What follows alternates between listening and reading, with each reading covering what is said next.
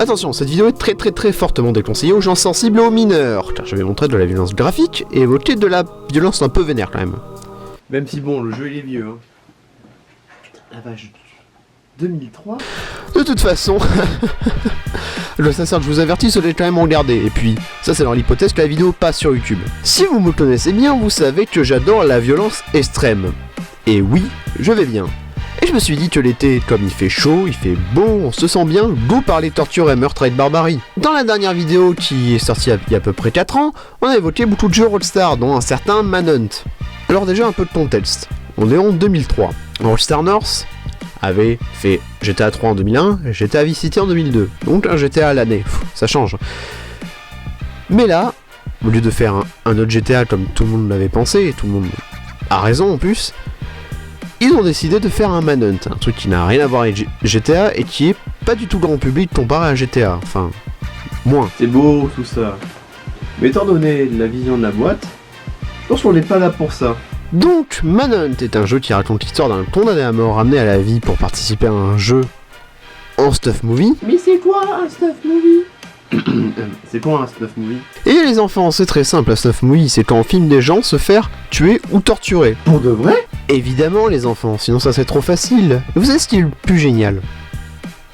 C'est qu'on peut en trouver super facilement sur internet. Même avec des enfants. Est-ce que c'est pas génial ça? Sans déconner. Bon, mis à part tout ça, c'est bien beau, je vous ai vendu de l'ultra-violence, de la torture, alors c'est parti. Donc le principe du jeu est super simple. Vous avancez dans des niveaux avec plusieurs ennemis, le truc c'est que vous deviez y aller tranquillement. Pour pas vous faire opérer. Sinon tu retournes au boulot allié? Non, c'est pas comme ça. C'est plutôt un gros gangbang ou une agression en cité, à vous de voir. Et donc furtivité, donc élimination, et là arrive le fun du jeu. En gros, plus t'attends derrière un ennemi, plus elle sera violente en gros. En gros c'est ça l'idée. Il y a celle de base où t'as pas besoin d'attendre, mais qui est violence niveau collège public, donc pas ouf. C'est l'élimination blanche. Deuxièmement, l'élimination jaune. On attend plus longtemps, mais on passe à la violence de pays émergents, donc ça c'est plutôt pas mal, mais c'est pas tip top. Et après l'élimination rouge, on attend 30 ans, mais on passe à la violence de Syriens. Et là on est bien, là on s'amuse. Là on est fun. Voilà. T'es sûr que ça va? Et évidemment, vous n'allez pas faire ça à main nue, ça serait trop beau et trop facile. Donc vous avez à votre disposition toutes sortes d'armes divisées en plusieurs catégories. Les armes à une seule utilisation. Poutre vert, câble, sac plastique, écologie. Les armes un peu silencieuses, genre couteau, machette, hachette. Oui, je sais vous baver devant votre écran, c'est normal. Les armes bruyantes, batte de baseball. Et une putain de tronçonneuse.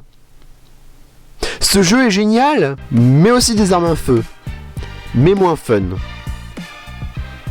Quoique. Mais c'est tout? Mais c'est nul ton jeu là. Mais putain, mais comment tu parles là? T'aimes pas les meurtres? T'aimes pas les...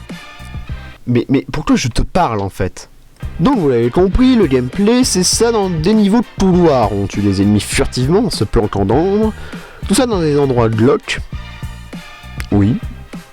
Avec des ennemis qui vous traquent avec plaisir parce que comparé à d'autres jeux où les ennemis vous attaquent mais sans forcément plaisir, c'est leur job. Là les personnages du jeu sont heureux de vous enculer. C'est un petit détail mais ça... moi je trouve ça plus malsain, perso. Bah du coup t'es gentil. C'est pas le mot que j'utiliserais plus le protagoniste.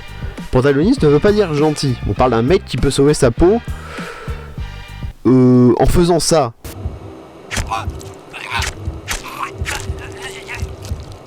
Bon, ouais, c'est pas trop Superman, c'est plus le protecteur. Et le fait que le jeu ait un aspect glauque, c'est aussi que le jeu n'a pas de musique, et juste rimé par le bruit de pas et de battements de cœur, quand votre personnage est court, ou frappe un mec, ou un truc comme ça. Justement, en te donnant plus de points, en frappant un mec. Plus t'es violent, plus t'as de points. Parce que le jeu, chaque niveau, à la fin, vous avez un score sur le temps, la technique, la furtivité, et surtout les éliminations. C'est bien beau tout ça, mais une question se pose. Mais du coup, est-ce que la violence a un message dans le jeu? Alors, avant de répondre à la question, il faut que je donne un peu de contexte à cette époque, l'époque où le jeu est sorti. Premièrement, c'était une époque où Internet commençait à être de plus en plus au point et mainstream, donc c'est très facile de voir des trucs horribles à portée de main.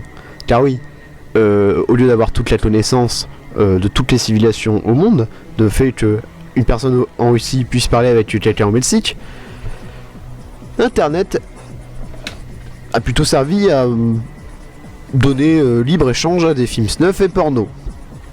Bon, ça tout le monde le sait. Deuxièmement, la démocratisation de la télé-réalité, qui sera une nouvelle forme de divertissement qui a pour principe que le spectateur soit tellement curieux que ça en devient limite du voyeurisme, et donc malsain. Et troisième point, la TV, qui après la veille du 12 septembre, elle montrera beaucoup de violence et un climat très anxiogène.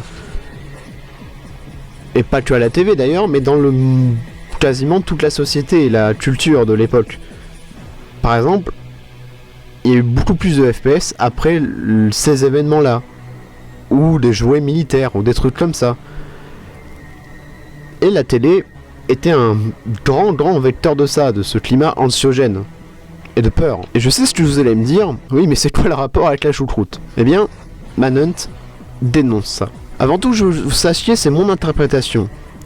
Mais Manhunt dénonce cette violence et le voyeurisme de son époque en montrant des horreurs qui sont, dans la digeste du jeu, des snuff movies, qui peuvent être achetés par des gens à la curiosité mal placée.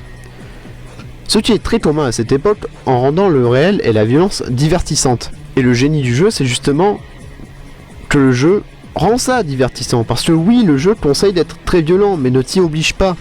Il te force jamais, par exemple tu peux pas louper un niveau parce que t'as pas assez de points. T'es pas obligé de recommencer le niveau. Ce genre de truc. Mais tu fais ça pour voir les animations gore. Par curiosité. Alors oui, c'est peut-être un peu hypocrite. Mais c'est un jeu vidéo. Le personne que tu tues n'est pas une vraie personne. Elle a pas de famille ni rien du tout. C'est juste des 0 et des 1. Là vous voyez, c'est comme si je massacrais Snapchat. Enfin, d'une certaine manière, mais loin de son gameplay qui n'est pas très révolutionnaire, parce que niveau furtivité, on va être honnête, il y avait Splinter Cell à l'époque, bah c'est un jeu qui dénonce une société de plus en plus tournée vers le voyeurisme et la banalisation de la violence. Alors oui, le jeu banalise la violence, car bon, ce qu'on voit c'est un tout petit peu gore quand même, mais faut pas oublier que la télé montre de la vraie violence, des vrais gens morts, des vrais cadavres sur le sol.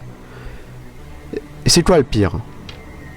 Voir des 0 et des 1 se faire massacrer, ou voir des cadavres de vrais gens. Je tiens juste à signaler que c'est un message que j'ai trouvé dans le jeu, avec mon interprétation. C'est un message qui est encore d'actualité aujourd'hui, car il y a un paquet de sites qui montrent de la violence graphique, et la télé-réalité est toujours regardée aujourd'hui. Mais c'est mon interprétation. Vous n'êtes pas obligé de la prendre, vous pouvez peut-être la trouver tirée par les cheveux, ou peut-être pas très bien développé, mais moi je m'y tiens. Je trouve que cette interprétation rend le jeu beaucoup plus intéressant qu'un simple jeu d'infiltration survival horror.